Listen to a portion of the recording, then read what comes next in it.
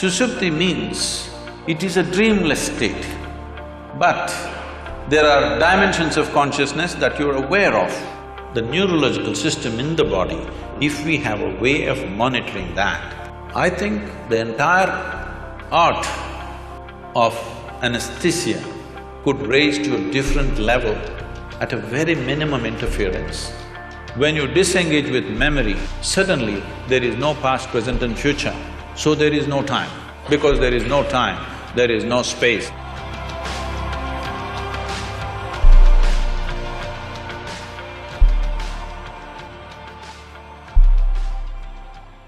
So I'll tell you why this started. 2 years ago, we were in a conversation with Sadhguru, and I asked him, we all know that anesthesia works, but we really don't know how it works, and can you shed some light on it? And he talked to me briefly, and then he said a statement which is, anesthesia, correct me if I'm wrong, Sadhguru, because sometimes I might be wrong, if I'm quoting you specifically, anesthesia cannot touch consciousness, it can only take away memory.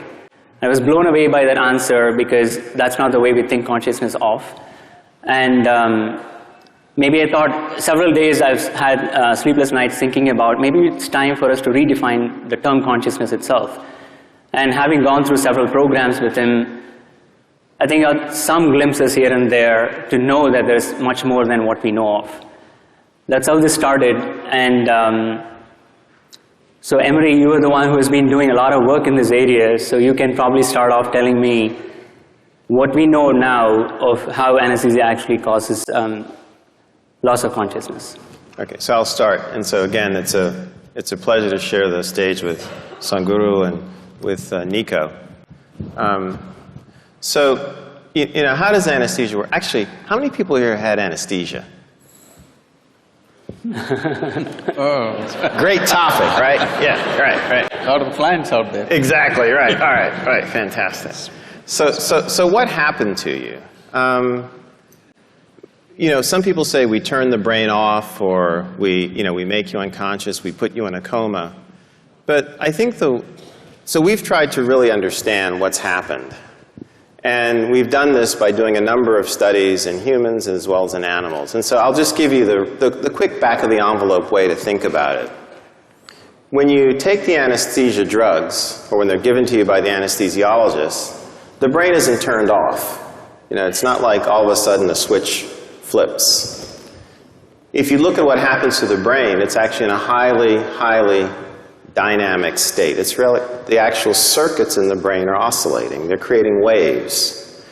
And to give you some sense of this, if you look at my hands like this, and they're oscillating now, this is the way your brain is in a normal state of, forgive me, consciousness, right? All right? All right? As I understand it in my little limited way, all right? All right?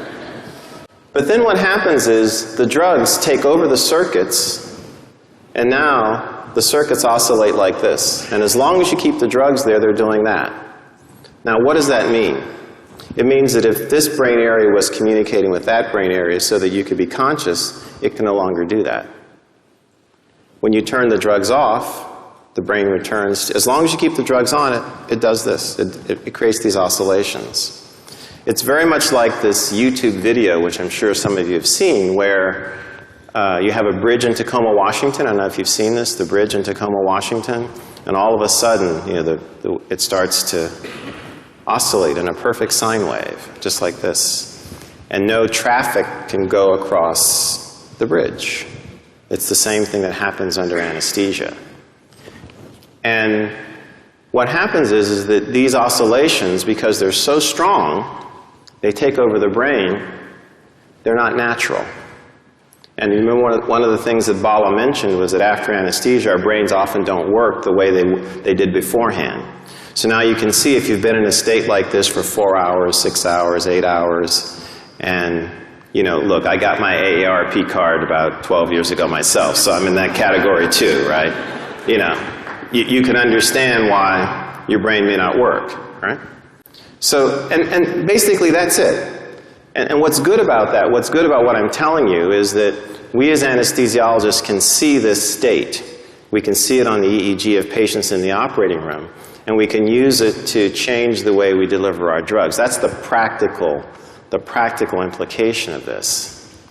And then the other practical implication of it is that as we take anesthesia seriously, in other words, don't say, oh, we just give you drugs and you go away and you come back.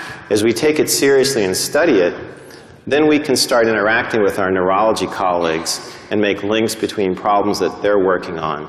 We can actually begin to have conversations with, distinguished individuals like Sadhguru, who can help us understand what is it we're actually doing on a deeper level. But if we haven't taken what we do seriously in terms of what's happening in the brain, we're not in that position. And that's where I'd like to think that we're trying to move the research now to, in other words, use anesthesia, the study of anesthesia, to help us connect with some of these deeper ideas about the brain, the mind, and also consciousness. David, do you have any thoughts on that?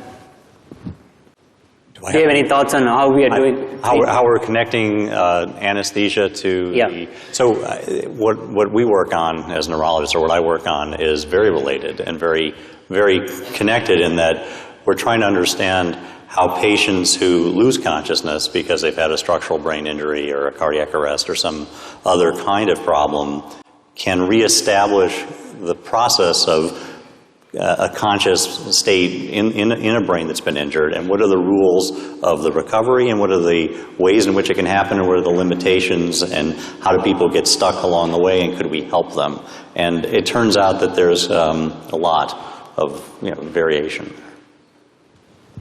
Sadhguru. Namaskaram. Dr. Brown and Dr. Skip, highly accomplished doctors in their areas of proficiency, but I'm completely unschooled. So, because for me, the only way I know anything I know is from my own experience. So my language and my expression could be a bit abrasive, or if it seems abrasive, please pardon me because I'm nearly illiterate. So, first of all, the nature of the language that we are speaking, I'm talking about the English language. This language is very good for describing and defining external things, but is very limited when it comes to internal dimensions of many aspects of who we are. So, if we have to use yogic terminology for this, what you're referring to as consciousness is considered as jagruti, that means wakefulness. We do not consider wakefulness as consciousness. Wakefulness is the state of the body, wakefulness is the state of the mind, wakefulness is the state of the bioenergies within us, but that's not consciousness. What you're seeing as physical body, well, one thing I would like to clarify is, we do not look as brain as a very significant aspect, because we see intelligence is right across the system. Generally, in most people's understanding, I believe, a combination of memory and intelligence is considered as mind. Am I right on this? If you take this as a definition, it is a fact that every cell in our body carries millions of fold much more memory than the entire brain can carry. Because these cells in the body remember even what happened 1,000,000 years ago.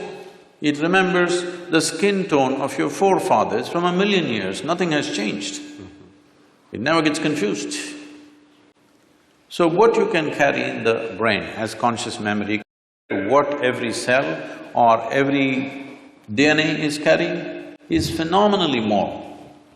And the chemical dimension of what is being conducted in every cell is far more complex than you could ever figure with your entire brain.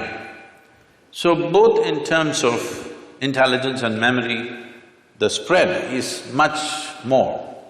I think this entire focus on brain has come mainly because somewhere, probably pre-Renaissance time, we broke into this because that region, largely we're talking about Europe, where it was hugely dominated by very dogmatic belief systems. When people broke through that, nobody was supposed to think for themselves, everything was already said and done. When people broke through that and started thinking for themselves, thinking little freely looked like absolute liberation for those people. And I think that hangover still lasts in our education systems, in our medical sciences, in the very way we are approaching even fundamental sciences. That hangover, that thought is everything, is very profoundly influencing our social structure and our way of exploration. In the yogic sciences, we don't attach any significance to your thought. Whatever you're thinking, it's of no consequence to me. This is why whatever somebody is saying, we don't listen to them. We just feel them. We just feel them. What is their chemistry, what is their… how they are right now. I don't care what they are saying. This is how… maybe it's an evolutionary problem with me, because I've been in jungles by myself and I've seen most creatures judge you just like this. I think they showed a picture of me having a king cobra. I've been very closely involved with all kinds of creatures, particularly cobras and things. Their sense of our chemistry is so keen.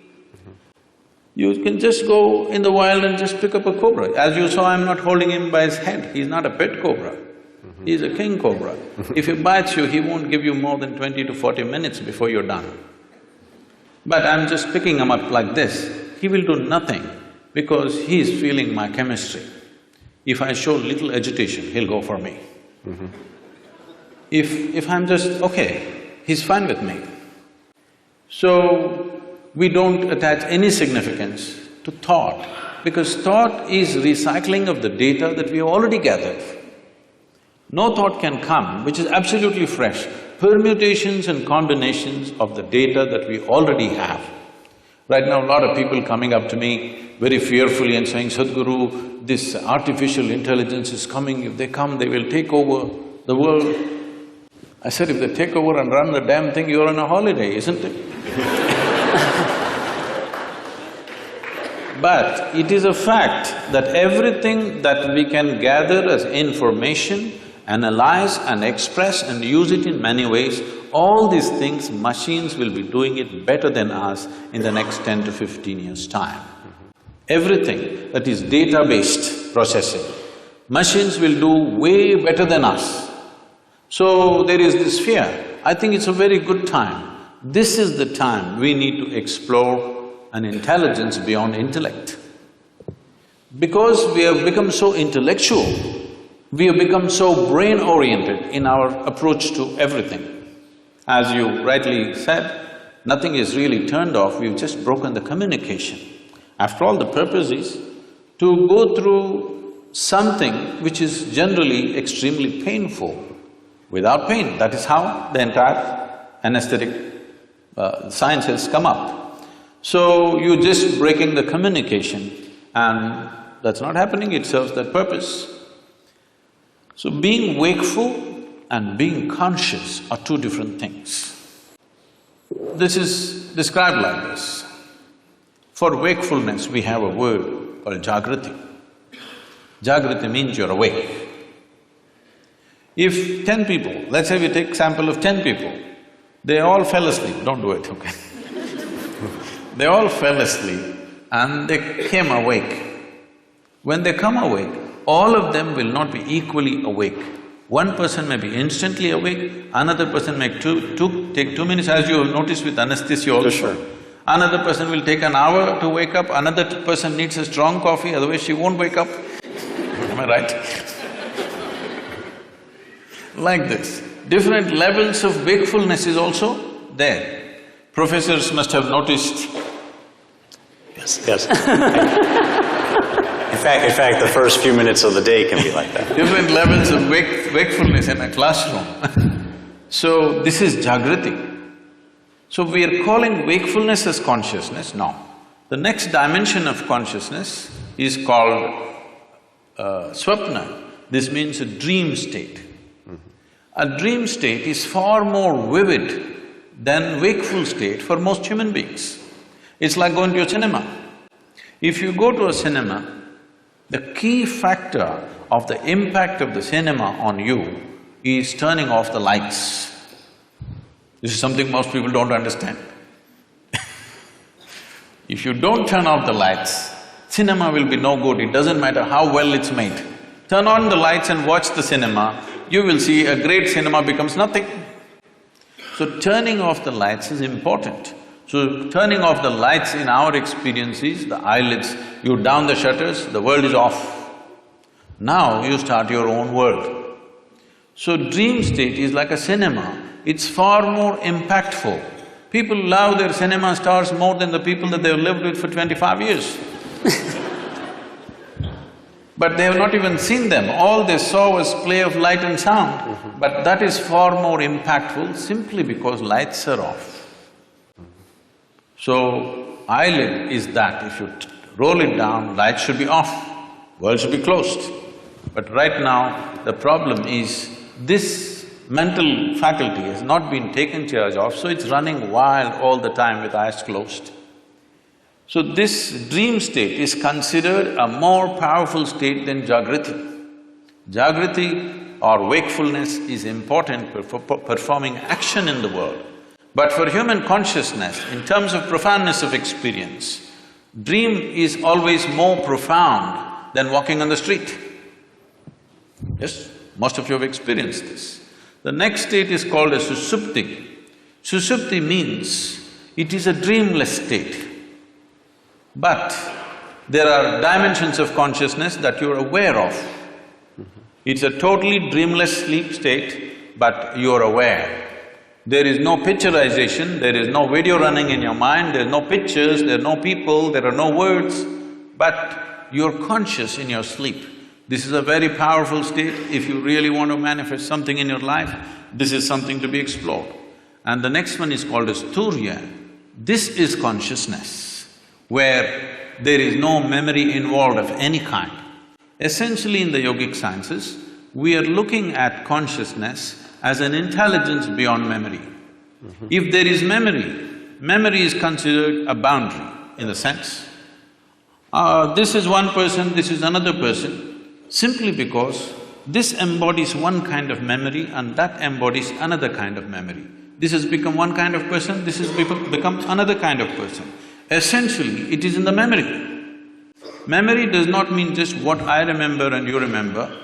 Genetic memory is there, evolutionary memory is there, elemental memory is there, atomic memory is there, karmic memory is there.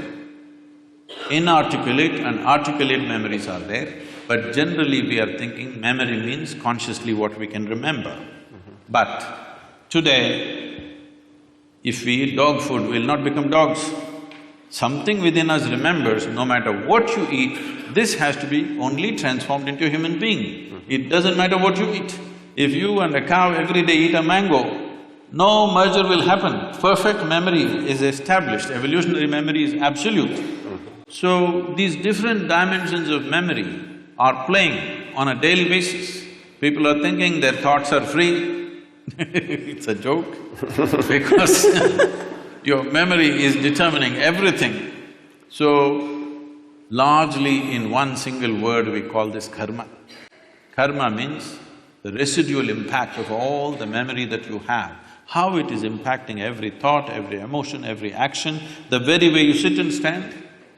See, if you see somebody walking far away, let's say half a mile away you see someone walking, if he's your friend, just the way they're moving their body, you say, oh, that's him. There are 7 billion plus people, but this particular man walks in a unique way, all right? Just two-leg walking, everybody walks, but still it is so unique. So this is what we are referring to as karma, that the residual impact of memory, varieties of memory. We recognize memory as 8 basic forms of memory, which are determining how you are right now. The very way you sit, stand, breathe, understand, perceive life is determined by this memory. But there is an intelligence beyond memory, which we call as Turiya or Chitta. This is consciousness. Now, every one of us is conscious. The question is only of degree. Even a rock is conscious, a dog is conscious, a pig is conscious. The question is only of degree, how conscious. Even among us, how conscious is different from person to person. So, this degree of consciousness determines everything. Now, if we have to give an analogy, what is memory is like, I'm sure every one of us at some stage in our life, I don't know if you're still doing it, we blew soap bubbles. Did you? Hello? Come on, everybody raise their hand for anesthesia. Did you?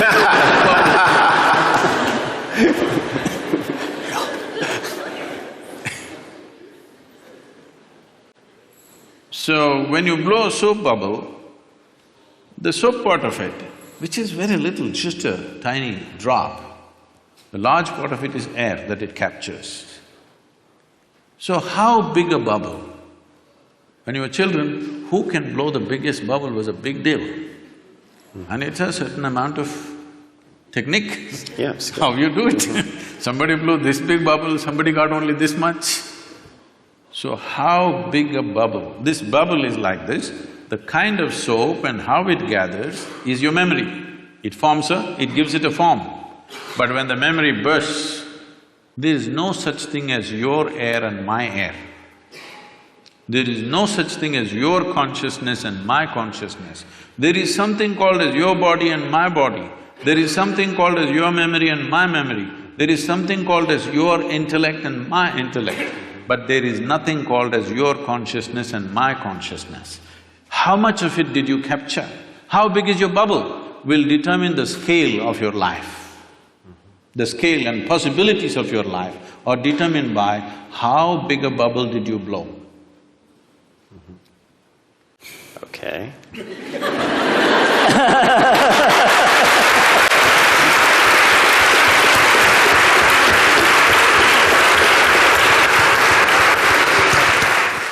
Well, let me pose you a question, Sadhguru. So, we can perhaps work as individuals to, now that I know I take away wakefulness and not consciousness, right? To move towards consciousness. And that's an individual's decision to maybe train in this particular way. So, is there some way that we can harness these insights like you have, harness this understanding, and use it as anesthesiologists to take care of patients? Because if we can reduce it to, or if we can adapt it, I should say reduce, if we can adapt it in that way, that would be very, very helpful, because we would be using the powers in a way that would control, have to use the word, the brain, in a way that would be perhaps more physiologic. I'm not the expert in the subject, but because you're asking me the question, I'll say something. But you're the expert in anesthesiology, is it? Yeah. I'm sorry. In my simple understanding, anesthesia as a process has come into being in this world, or is existing right now, because there is pain. Pain, when it happens to us, is a bad thing. Nobody wants pain. But at the same time, if there was no pain, most people would not even know how to preserve their own body. See, wherever there is no pain, in how many ways they've cut it. Suppose there was no pain in your nose, they would have cut it in various shapes. It's part of the fashion.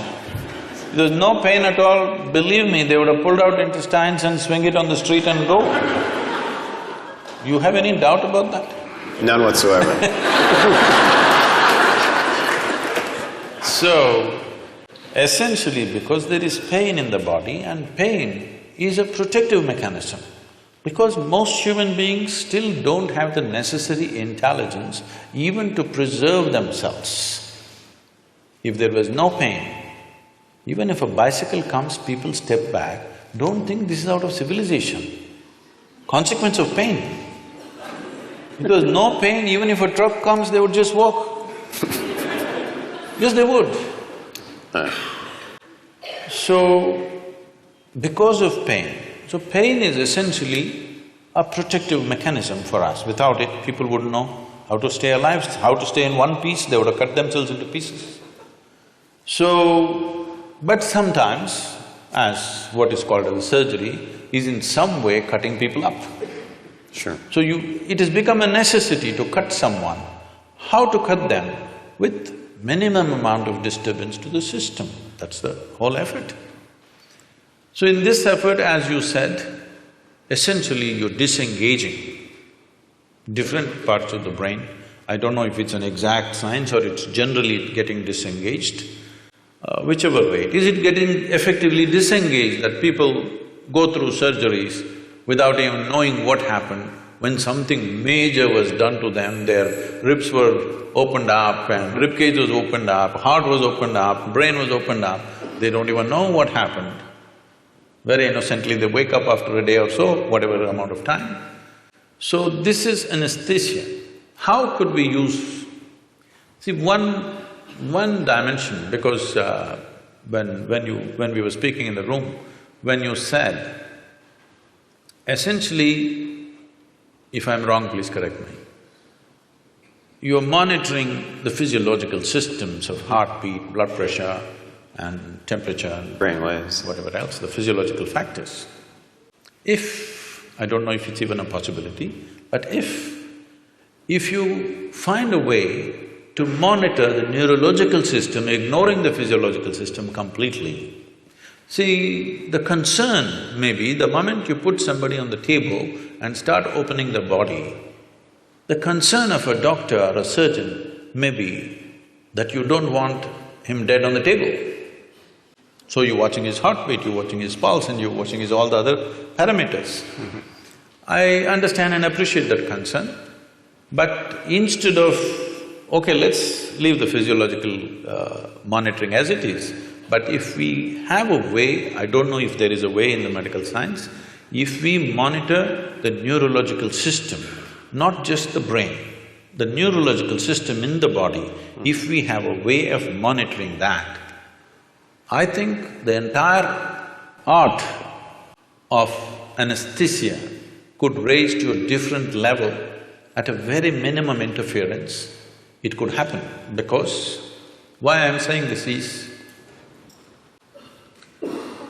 there is something called as marma in yoga and also in what is called as kalari in South India. It's a certain form of martial art. Marma is a way of killing the pain completely at certain moments when we want to, just by touching certain parts of the body, handling body in a certain way. So essentially what we're doing is, the neurological system, we're shutting it off. And there is no pain at all. We can go ahead and do what we have to do, and only when we release it, the pain will come back.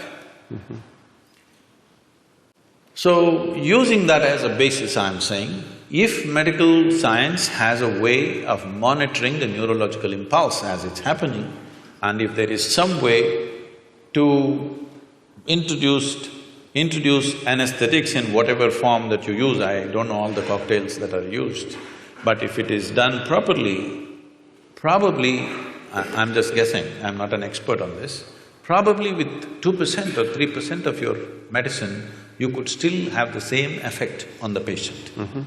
Because how you use any medicine on the body and how you use it on the neurological system, I would say 1% of what you use on the muscle, if you use it on the nerve, it will produce equal effect. But it's interesting, because I think what you're saying has contact also with the work that we do in the recovery phase, and there are people now looking very carefully at cardiac and brain interactions.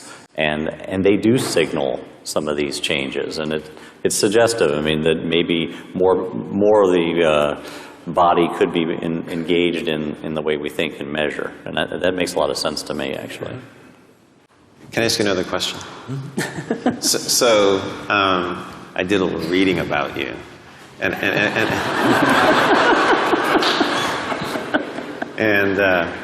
he's not as uneducated as he would have you believe. So he's actually quite educated. That's pretty clear. And I was curious because I think it was back in 1982 when you had like your first enlightenment experience, I think. And there's a story here. So you mentioned how it seemed like only 10 or 15 minutes had gone by. But what had happened is that you'd been out in this state for like maybe 4 hours or so when you came to and looked at your watch. The analogy is this is what people under anesthesia report all the time. In other words, they have this sense that no time has passed. You were not around that day.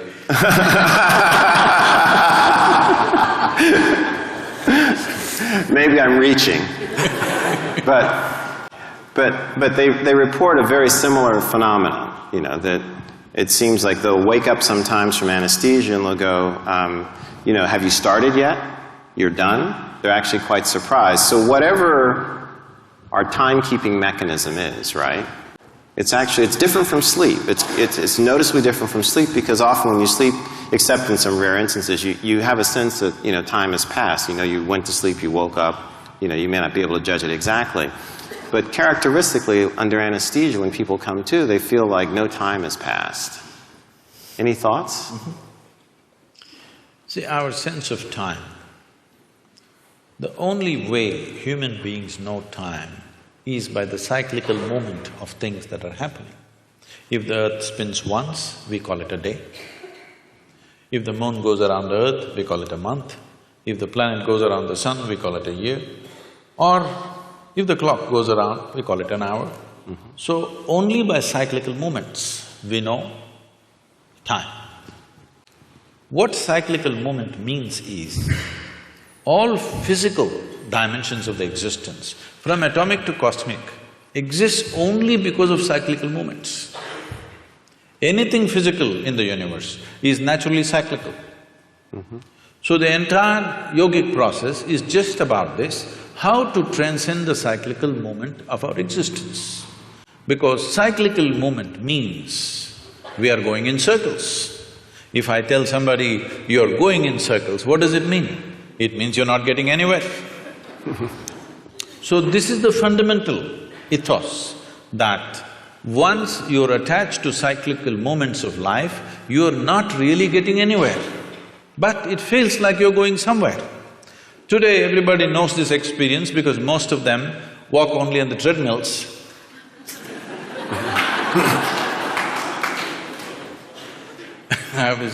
I was in conversation with Ed Bagley, who's an environmentalist, and he said, if somebody from another planet comes here, some aliens come here and see, we drive to the gymnasium and then cycle inside the gymnasium on a stationary bicycle, what will they think? Right. So, cyclical movement signifies physical existence. Mm-hmm.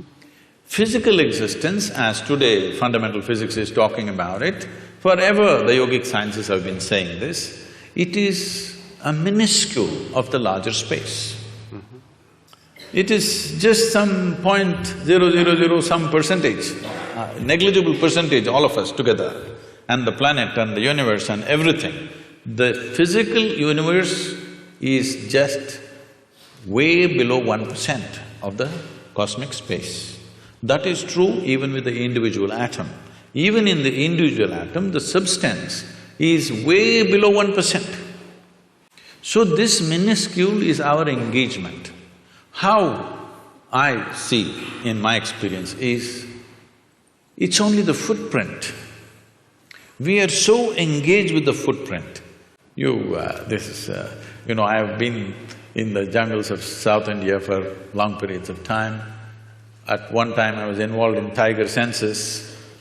So for days on end we followed the tiger's footprints. We saw only the footprint, we have not seen a damn tiger. So till you see the tiger, by footprints, whatever imagination you have, tiger breaks it for you. When he growls at you, it's all gone. All the… you studied the footprint, you thought you understood and how he does things, his behavior, everything you understood by his footprints, how he moves, what he does. But when you see him, all this knowledge you gather vanishes in one moment. Fortunately, he didn't make breakfast out of you, but even just seeing him, everything vanished. So right now, we are just studying the footprint. Consciousness, the remaining 99 point whatever percentage that is there in the atom, that's there in the cosmos, this is consciousness. An atom has captured a minuscule of consciousness. You and me have captured the largest amount compared to any other creature on this planet. That's why we are at the peak of evolution, that we have captured the largest. But time we know only because of our involvement with cyclical movements. Once there is no cyclical movement, or in some way if you get disengaged with the physicality of your existence. When I say physicality, everything that is physical about you is accumulated over a period of time, isn't it? Sure. It's an accumulation. Now, everything that's mental about you is also accumulated, the content, I'm saying. The framework may be there, but the content is all accumulated. What you accumulate cannot be you, isn't it? It can be yours, but it can never be you. So once there is a little disengagement with the physicality of what you have gathered, suddenly there's no sense of time nor space. What is now is then, what is then is now, what is here is there, what is there is here, everything gets like this. It's very beautifully expressed. The Adiyogi, the first yogi, over 15,000 years ago, he said this. People, his disciples, squeezing him, asking, what is the nature of this existence? Where does the cosmos begin? Where does it end? He laughs at them and says, I can pack your cosmos into a mustard seed. Wow. So just make sure we understand. If I understand, the experience that you had that Emery's asking about, and perhaps the experience that might not be passed through in memory and language of the patient in anesthesia from this point of view, would be one in which it's outside of time, maybe interior, as it said in the video, but space has sort of a time-like aspect where present and future are in the same distance. Is that kind of a restatement in any way? This could seem contradictory to what is generally believed in fundamental physics. Modern physics is looking at space and time.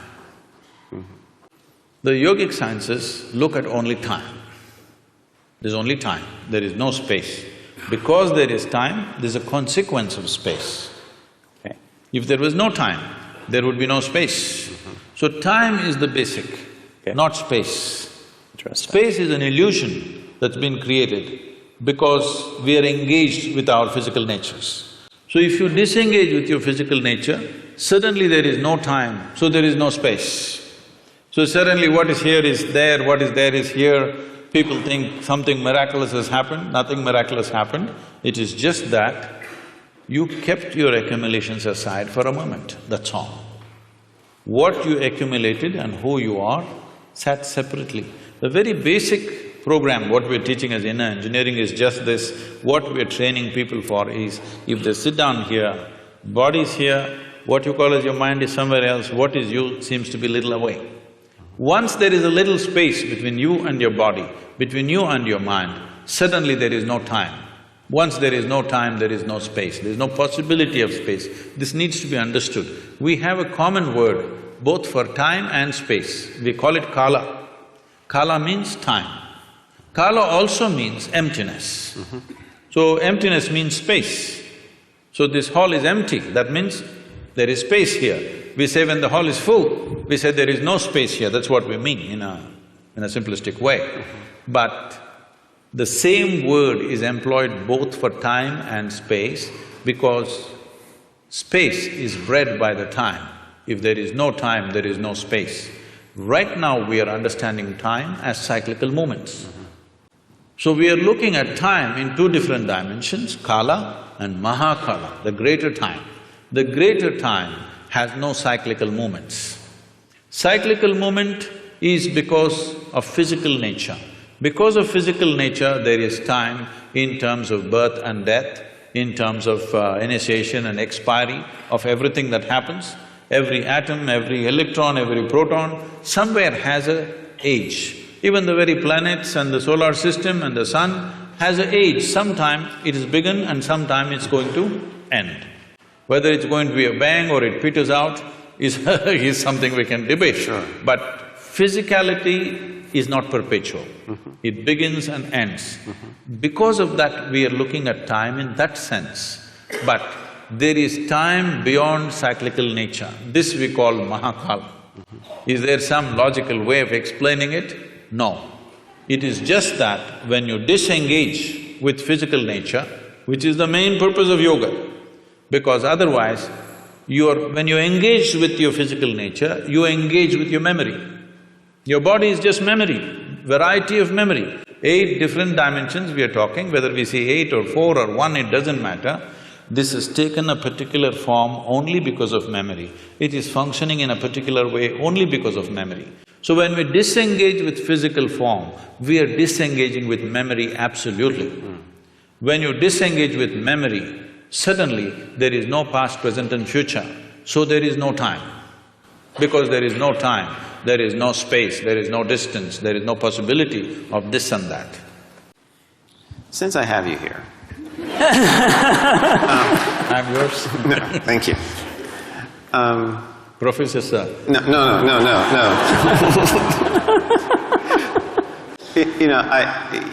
The world has a lot of problems, right? And, one of the things that we need to solve, and we were talking about some of this, just as we were sitting down there before the program started. Can I correct that question a little bit, sir? Sure. The world doesn't have too many problems, it has only one problem, human beings. Okay.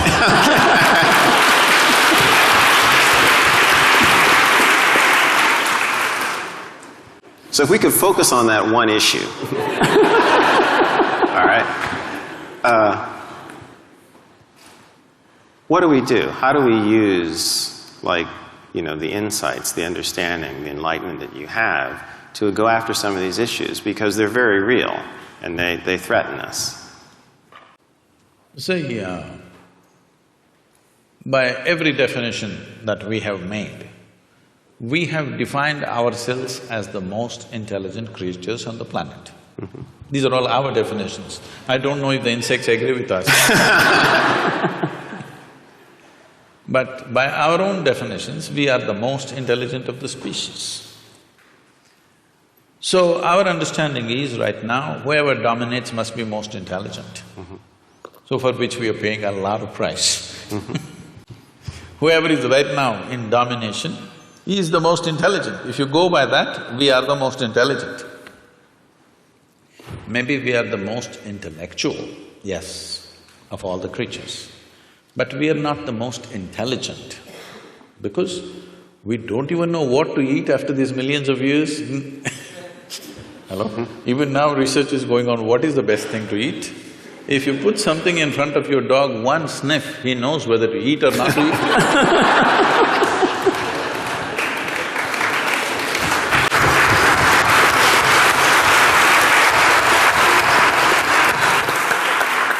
So this is mainly because this is a new happening.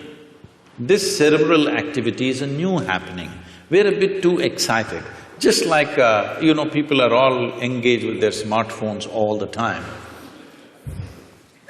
They're walking like this everywhere. They're not looking at the sunrise, even that they look in the phone screen. They look at the whole cosmos in their phone screen. Because the instrument is new. Next generation may not even look at it, probably.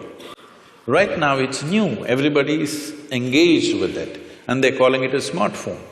Generally, someone will refer to someone else as smart when they find that person is smarter than them, right? So, unfortunately for a whole lot of people, the phone is the smartest thing about them. So, this is a new gadget. This… you should know more about these things if you have the right names for this. The brain? No, in the brain, this cerebral development… The cerebral cortex and… Yes. yes. This is a new happening. So we're a little excited about this. This can boom, boom, boom, you know, there's all those figures of blue lights flying all over the place and we're excited about those things. But fundamentally, intelligence always has been, all right? It might have found expression in the form of thought, which gave us the capability of language and many other arts and music and things. It gave us various capabilities, there's no question about that. So only a very few, very small percentage of people used it that way. Rest of the people are using their intellect just to freak the hell out of themselves. You're only handling injuries or you're also handling people going off? I only do neurology. Okay. I'm not board certified in psychiatry, if that's the question. If they're neurotic, you don't deal with them? Not trained for that. Okay. They all come not professionally trained for that. A lot of them come to me. You're lucky. So, this is essentially like you have a new gadget, but you have not read the user's manual. You're doing something with it. Human suffering that you see, human beings are suffering on various levels. As a doctor, you're probably seeing physical suffering in terms of ailments and surgeries and whatever they go through, injuries and stuff. But I'm seeing a different level of suffering. People who have no ailment to complain about, but they suffer deeply. People without any ailment suffer far more than people with ailments. At least if you have an ailment, you have a good excuse. Most people don't have an excuse, simply sitting, standing, they suffer. Everybody has found a reason. Why? Well, somebody is suffering because they are poor, they're suffering their poverty. You make them rich, they'll suffer the taxes. They're not educated, they couldn't get into the school, they will suffer. Get them into the school, you've seen them suffering here. To the best school, they will get in and suffer. They're not married, they suffer, get them married.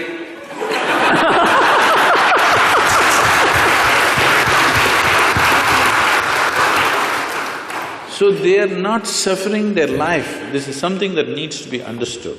They're not suffering their life. If you ask them what they're suffering, they're capable of suffering what happened 10 years ago. Yes or no? 10 years ago something happened, they can still suffer. And they are capable of suffering what may happen day after tomorrow already.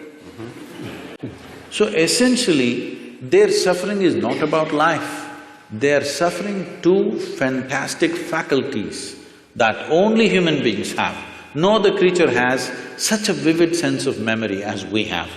No other creature has the kind of fantastic sense of imagination that we have. They're suffering their memory and their imagination, they're not suffering their life, isn't it? They're only suffering their memory and their imagination. If you take away a part of their brain, you definitely know which part it is.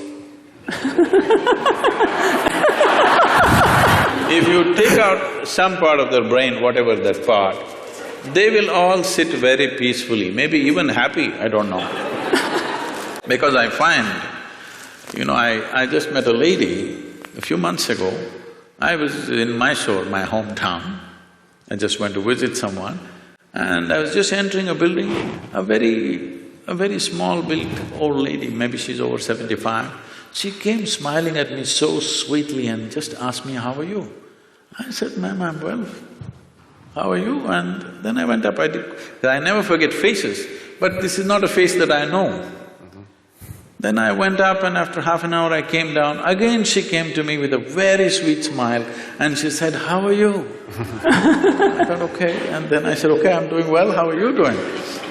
Then somebody came and said, poor lady, she's just lost her memory.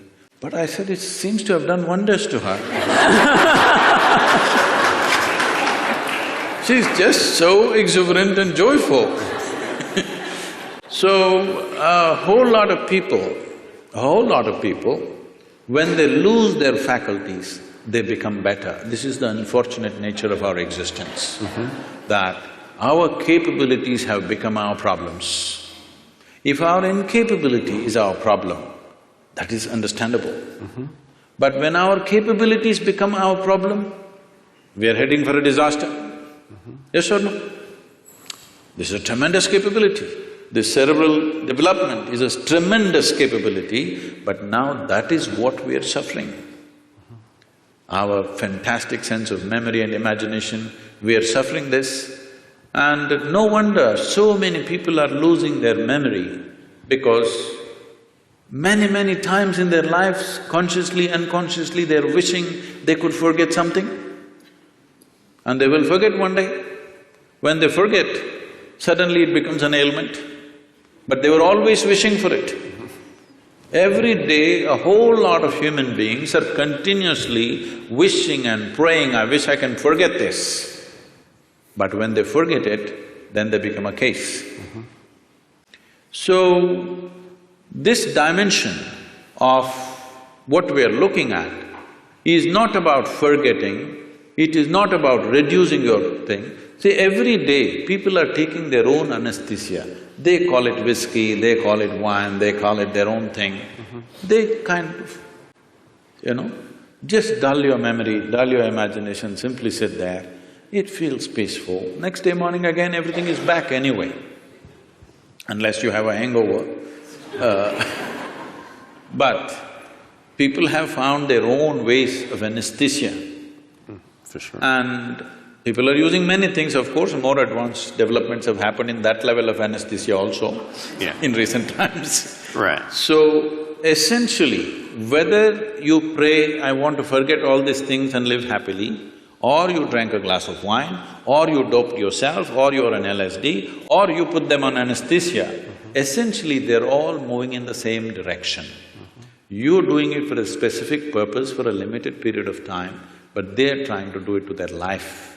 And one day, when they lose their memory, in a way, unfortunately, they've succeeded their intent. This is the misfortune. Because people are driving themselves towards that. People are trying to think, today in the world, people think there is something called as sanity and insanity. There's no real line there. It's a line that you manage by yourself, with your own discipline and your own perception. Is there really a line called sanity and insanity? Tell me. Is there? See now, it's like this. What you think is normal, somebody else thinks is crazy. Is it not happening all the time? Older generation thinks younger generation is crazy. Younger generation thinks old people had for sure lost their marbles. Everybody is making these judgments. One culture thinks another culture is crazy. So, it is just a line that we artificially create and manage, because we know if we cross that, we will not be able to control ourselves. Even when people get angry, the term that they use is yours always, I'm getting mad, so they know it. So, they know that they've crossed their line. The line is not same for everybody. What is my line and what is somebody else's line is different places people have drawn their lines. Somebody thinks it's all right, once in a way, at least 3 times a day I shout at somebody, it's okay. If I ever shout at somebody, then I will withdraw probably for many years, because such a thing cannot happen. If it happens, I've lost it. So what is your line, where is your line, is something that you have drawn. There is no existential line that this is sanity, this is insanity. There is no such thing. The question is just this, if you're in control of your mental faculties, this is called sanity. If you're not in control of your mental faculties, this is called insanity. Suppose, right now, we can make an experiment with all of them. Can we? Sure. I'll give you 10 seconds. Next 10 seconds, nobody… a simple thing, what you have to do is, you can think of anything in the universe you want. Only thing is, don't think of monkeys for the next 10 seconds. Okay? 10 seconds, no monkeys. You will count millions of only monkeys. So, our faculties are not totally in control. The question is only, how crazy are you? Okay? You are a little more crazy than me. That's about it. But there's no such thing as somebody is absolutely sane and somebody is absolutely insane. What means a lot to me looks like insanity to somebody else. Is it not happening every day? What means a world to you, somebody else thinks this is insanity. What means a world to them, you may think it's insanity. All kinds of things are being done in the world and it looks perfectly normal for that person, it's only others who are making this judgment that he is insane.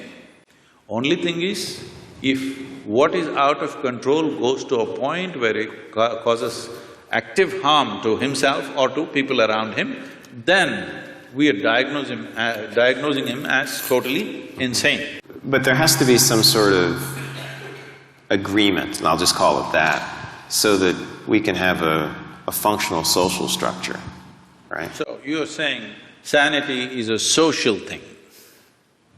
I'm asking, I'm afraid to assert here. It is so. See, even in terms of sanity and insanity, what is crime and what is not, is a social thing, isn't it? Right. It's a very social thing. So when we're talking about social things keep on evolving from generation to generation, it keeps changing. What you thought was wrong has become right, what you thought was right has become wrong. In one generation it happens, isn't it? So social realities we don't have to debate because it's a flux that all of us create. It's generally called culture. Culture is not something that dropped upon us. What mess we create today is tomorrow's culture. What the previous generations did, they did not do everything consciously, they did some mess. That's our culture right now. Okay, so if I understand the answer, it's a very hopeful answer. Because no matter how bad things look, they present to us a problem we can solve. Is that in the next generation? Is that sort of the point? You have teenage children or something?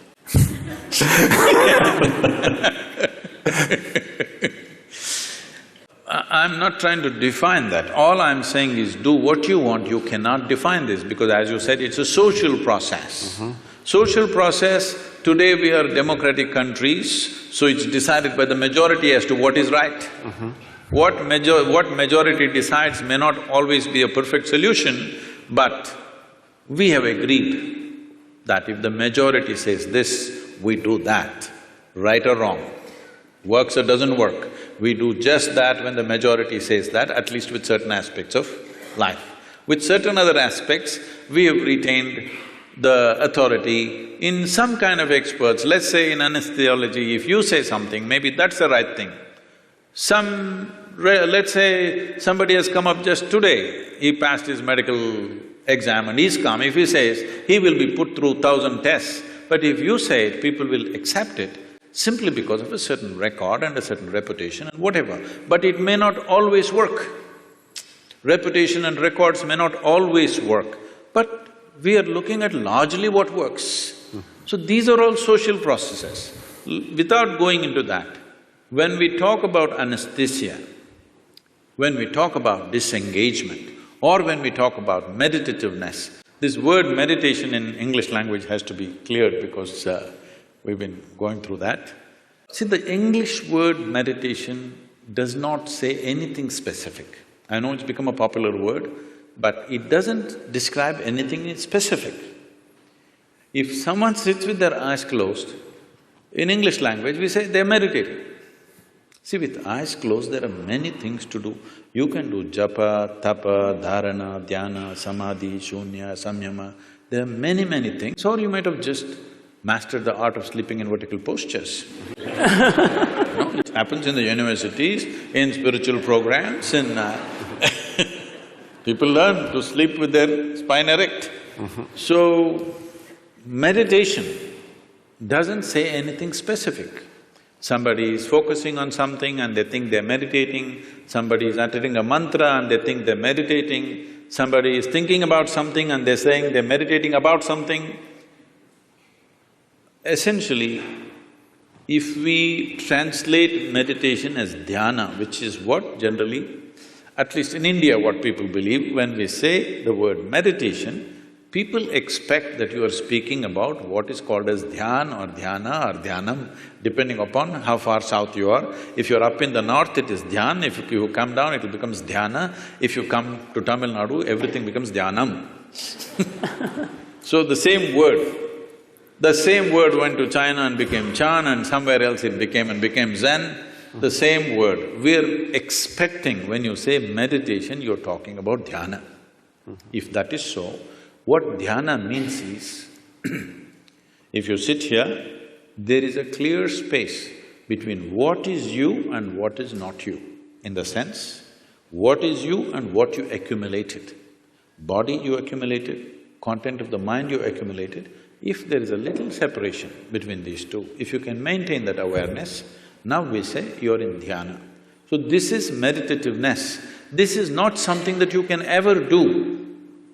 If you create the right conditions, this will happen as a consequence. It is like flowers in a plant. If you go sit in your garden and do flower meditation, flowers are not going to come. If you want flowers, you need to handle the soil, manure, water, sunlight. If you do these right things, flowers will happen. Well, the soil doesn't look like a flower, manure doesn't smell like a flower, water or sunlight doesn't feel like a flower, but only if you do those things right, this will happen. If you're… right now, this whole thing has become convoluted because we have become such a goal-oriented society. That means we are interested in the consequence, we are not interested in the process.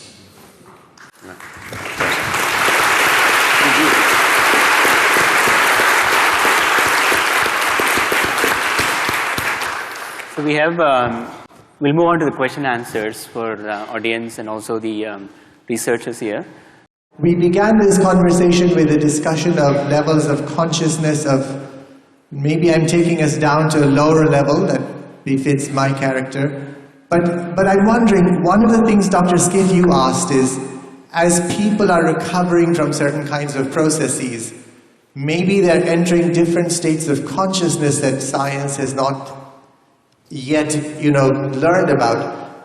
I'm wondering if that theory is necessary because we know about the plasticity of the brain. I think Baki Rita, is that the gentleman who talks about plasticity of the brain and extraordinary things that the brain can do to recover functions in different parts as it's damaged. That's one, and maybe that's a more technical question. I have a larger question for Sadhguru. You spoke very eloquently about memory, intellection, asking us to put those aside.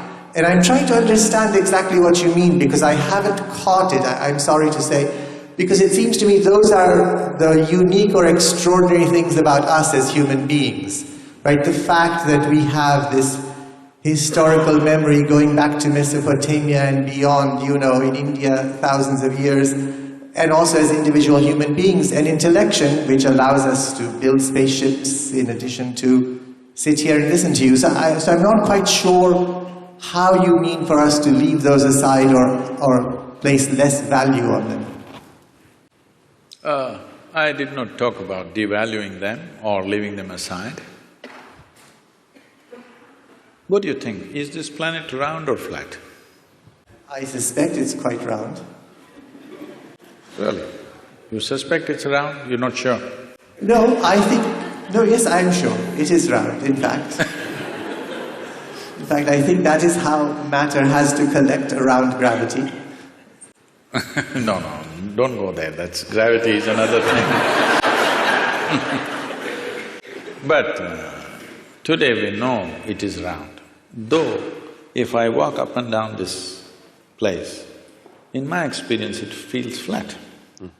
But we know it is round. We debated this for thousands of years, all right? But we couldn't figure it. But it became very clear to us only when we took off. We created some distance from the planet. You flew up there and looked very clearly, it looked round. You went and stood on the moon and looked around, 100% it's clear, it's round. So what gave you this clarity is the distance. When you were in it, you thought any number of ways but you couldn't figure it. But the moment you had distance, you had clarity. So only in that context I said, you must know how to keep your accumulations aside. If you're carrying a bag, when you don't need it, you must be able to keep it aside. If all the time if you carry it, it'll become a torturous process. That's what is happening to people. Nothing wrong with your mind. It's just that all the time it's on and it's becoming torturous. Not knowing how to do, they're sozzling it out with alcohol or drug or something else. Essentially, they are unable to bear the activity of their own mind, isn't it? If they could keep this bag aside for some time, all we have accumulated, it would be nice. You won't lose it, because nobody's going to pick it up and go. It's there for you, but once there is a little distance, you have an absolute understanding of the nature of what it is, only then you can handle it the way you want. Right now, you're handling both your body and mind accidentally, accidentally. When you do things accidentally, anxiety is normal, and that's what is happening. Because everything is accidental. Because there's no clarity about anything. Because the nature of intellect is such. If I ask you, would you like your intellect to be sharp or blunt? You must choose right now, I'm going to bless you. Sharp or blunt? Sharp. Sharp. So you understand, intellect is a cutting instrument. It's like a knife. The sharper, the better. If somebody is very sharp, you will say, oh, he's a razor sharp. Intellect, very sharp. So cutting instrument. Cutting instrument can be used for dissection. With dissection, we know many things. Did you do science in your high school? You cut open that frog and saw how the heart was pulsing. The frog didn't think much about it, that's another matter. But you came to know so many things in this world. Slicing a human body, slicing a flower, slicing an atom, we discovered so many things. But is this a complete way of knowing? Can I know you by dissecting you fully? Is it possible? Maybe I will know you better by including you, by engaging you, rather than dissecting you. By dissecting you, I may know your heart, liver, kidney and spleen, but I will not know anything about you. Only by inclusion I know. So, you are using a cutting instrument, or let's say you take your knife and try to sew your clothes, you will have tatters. So this is what is happening with approaching everything intellectually. Everything is going into tatters. We are trying to sew with a knife, it's not going to work. There are other dimensions of intelligence. We, in the yogic way of looking at things, we look at human intelligence as 16 parts. Out of the 16 parts, to make it simpler, we can make it into 4 categories.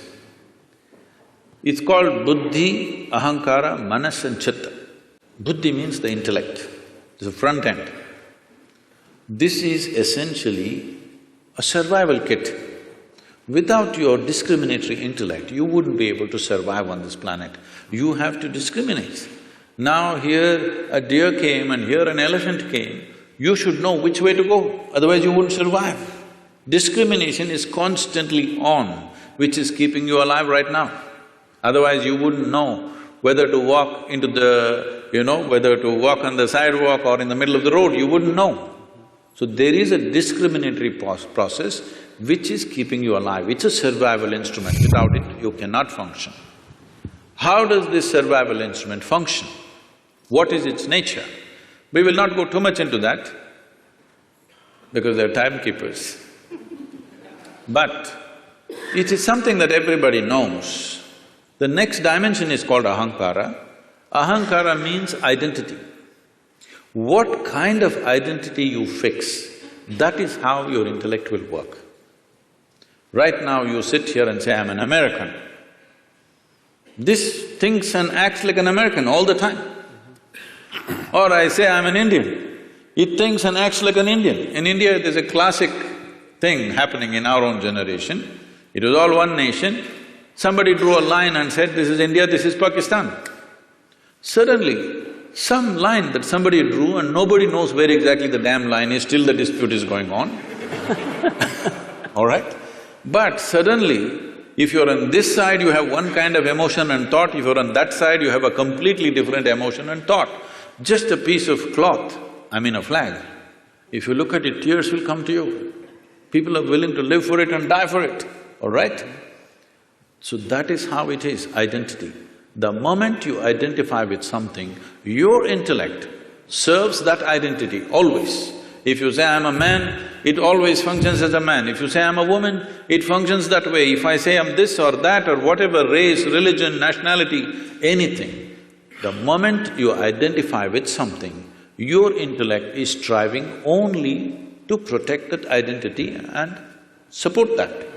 That's how your intellect is functioning. In modern societies, we've done nothing about this. People are getting identified with football clubs. They're nations by themselves. Yes? Oh, yeah. Football club is a nation by itself. People are willing to fight for it and die for it. Because we have not cultured an identity. When a culturing an identity means, in India there was a system, now unfortunately it's largely gone, though still some part of India still has this. First thing before we start education, it's called Vidyarambham. Before you start education, the first thing is, you must take an universal identity, cosmic identity. Only then education is given to you, because education is empowerment. You should never empower a limited identity. If you empower a limited identity, violence is a natural consequence of that.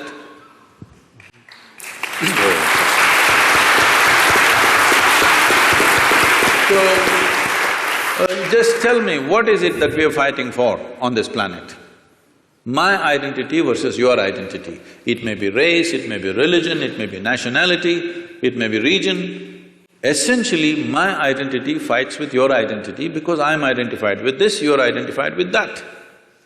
So, before you empower a human being with education and knowledge, first thing is you must fix a cosmic identity for that person. This used to be called as Aham Brahmasmi. First thing is a child must say, my identity is cosmic. I belong to the cosmos, not to these parents who are sitting with me right now. I love them, they have nurtured me, but my identity is cosmic. The child has to utter this. Only then, first alphabet is taught to him, because it was education as seen as an empowerment. Just tell me, today in the world, are uneducated, illiterate people causing more damage or educated people on the planet causing more damage to the entire planet?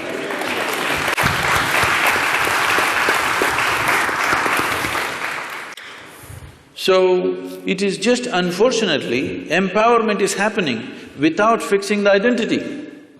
With my limited identity, if I study all kinds of nuclear science, what am I going to do? I'm going to bomb you, that's all I'm going to do to you. What else will I do to you? That's all I will do to you because this is my identity. You stand against me, suddenly I have to do something about that. So whatever capability I have, I'm going to use it. That's what is happening. So identities have not at all been worked at, that's a big problem. But intellect functions according to your identity. If you have to continue the analogy, intellect is like a knife.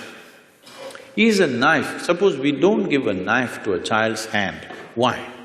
Knife is not dangerous. Child's hand is not steady, that is the problem, isn't it? You are in the surgery rooms all the time. Tell me on this planet, are knives taking more lives or making more lives? Hello? Really, it's taking more lives? Are you a surgeon? It is making more lives, both in the kitchen and the surgery table, it's making many lives. Here and there in an irresponsible hand, it's taking a life, isn't it? Sure. Knife is not dangerous, it is the hand, it is the identity which makes the knife dangerous. If there is no knife, just with the hand we will kill. Yes or no? Sure. So the third dimension of intelligence is called as manas. This manas is the silo of memory, which we were talking about, 8 different dimensions of memory: elemental memory, atomic memory, evolutionary memory, genetic memory, karmic memory, inarticulate memory, articulate memory and conscious memory. 8 dimensions of memory, everything that's happened from the beginning of creation here on this planet, from amoeba to now, everything, the memory of it is there in the body in some form. And every day you're using this memory in an unconscious way. You're using this memory, otherwise if you forget one day, suddenly you may start going like a reptile.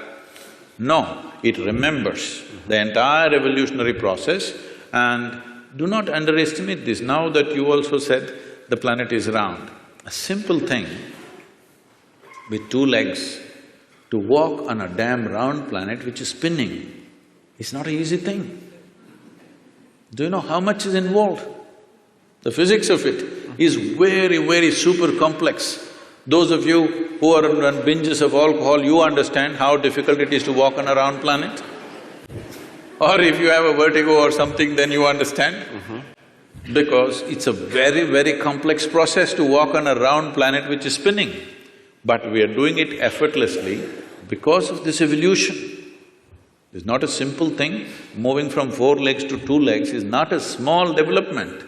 A whole lot of neurological development has happened. Only because of that we are able to walk on 2 legs. So now this memory is acting all the time, and the access point is the identity. How you're identified, that is how you choose the memory. Whatever kind of memory, both of us may have same kind of memory, but if I am identified one way and he is identified another way, we will choose memory differently, organize memory differently and act differently. For the same education, aren't people going different ways? In the same house, 2 children are born, same genetics, same food, same school, are they not going in like this? Because depends on what kind of identity one has chosen. This disciplining or limitless… setting a limitless identity, not a small limited identity, must happen at an early age. If this doesn't happen, our intelligence will work against us. That's what is happening in the world today. The 4th dimension of intelligence is called chitta. This is unsullied by memory. This is an intelligence unsullied by memory. There is not an iota of memory in this. This is what normally in English language is passing off as consciousness. So, where there is no memory, there can be no boundary. Memory is the basis of boundary. This is me and that is you, this is my memory versus your memory. This is me and this is a table, this is only by memory. If there is no memory, there is no boundary. So going beyond those states of memory is necessary for every human being, whatever capabilities you have right now. Because of our explorations, our knowledge, our science, our technologies, well, this is what is eating up the very basis of our life also, isn't it so? The planet is going away. We have no solution for that, but we're going on simply because we have explored bits and pieces without grasping the entire dimension of what it is. Consciousness means that you went beyond the boundaries of your memory and grasped life as it is. Now it doesn't matter how much knowledge you have, you will do what is needed and nothing more than what is needed, and that's what needs to happen in the world.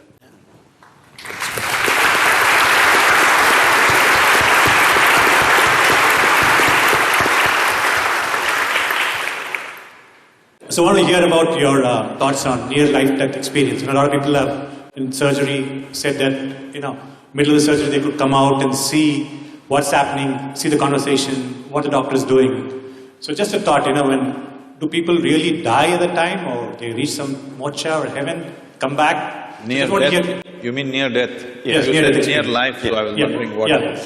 So when I saw you, I saw near-death experience. Okay. There's near-death experiences where, let's say, someone is about to die very often. We've read these accounts, like More like Dr. Sanjay Gupta's book talks Yeah. about these, like cheating death, Yeah.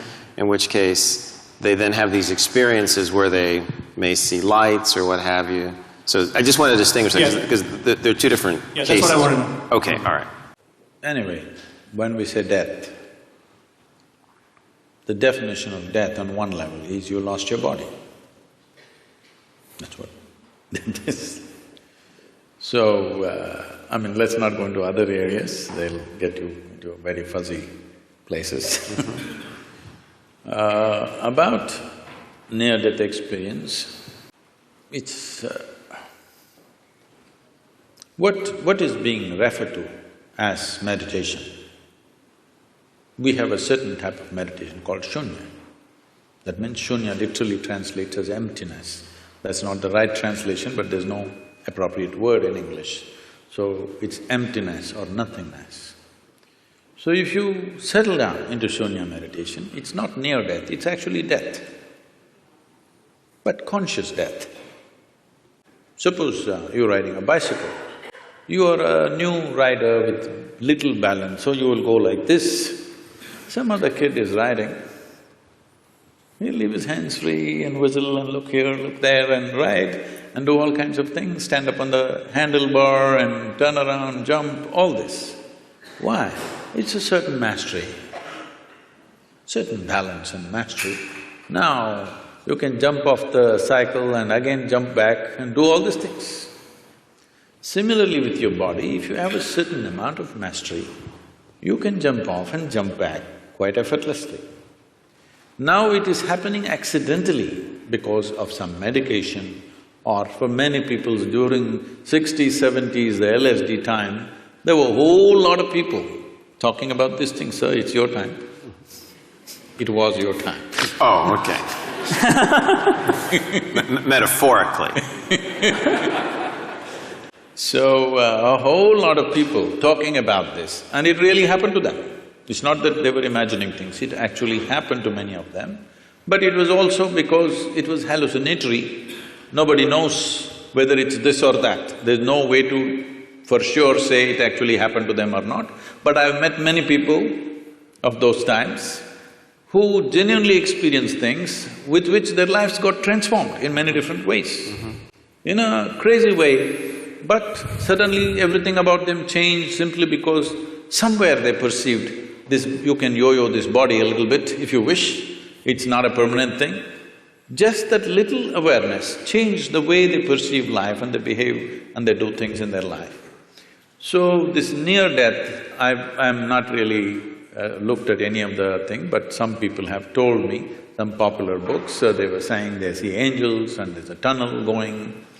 See, one thing is, you must understand, when somebody is going on the surgery table, the doctors may be confident, the patient always fears that he may die. Hello? Doctors may be confident, they know the case, they know what they're doing. 99% of the time, they're confident what they're doing.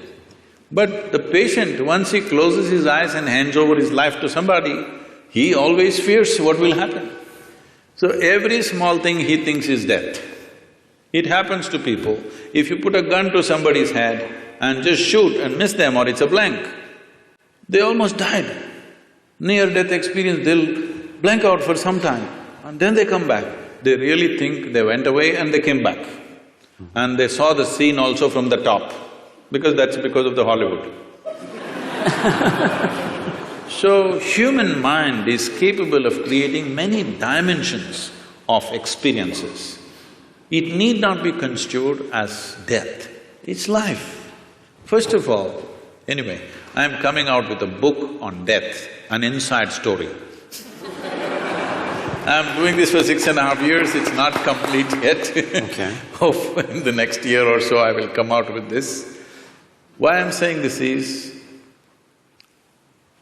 in reality, there is no such thing as death. It's life, life and life alone, moving from one dimension to another dimension to another. So if I lose one dimension, it looks like that is dead. Right now, it is a medical fact that they say approximately every fortnight, you're losing 7 kilograms of your existing body and something new has come in 1 fortnight. Whatever your weight, you must just calculate in how many fortnights you're completely lost. Everything that you have in your body is being lost continuously and something else is coming in. But you don't experience as that every meal and every day you empty your bowels, you must experience it as near death. But that doesn't happen to you. But this happens to you because there is some disengagement in your experience, first particularly because of anesthetic impact. The disengagement with various faculties that you're normally used to suddenly makes you feel you're dead. Nobody died. It's a completely wrong perception. Yes, every moment of your life, if you are willing, if you are not entangled with situations and your own thoughts and emotions, there are many things you can perceive right here. Right here, sitting here, you can look at your life from there, okay? This is not near death, this is life. But because, as I said, loss of faculties works out well for a lot of people, unfortunately. It's not a good thing. This happened. A man met a close friend of his that he knew very well when they were in the university together, after 25 years break. So he invited home for dinner, he went, and being an Indian household, the wife was serving and these two men were eating. And every time he wanted to ask for something from his wife, he said, my honey, my sweetie pie, my boo-boo-boo, my koko-koo, my bulbul, and whatever else, your Tamil, so my tangam and my chuchu, all those things. So after the dinner was over, the friend was leaving and he said, you are having an amazing life, aren't you? I'm married with my wife for 15 years, we can't even look at each other's face. The way, the endearments you're showering upon your wife is truly fantastic. I said, what are you talking about? He said, you called her bulbul, you called her tangam, you called her this. I said, oh man, I forgot her name 7 years ago.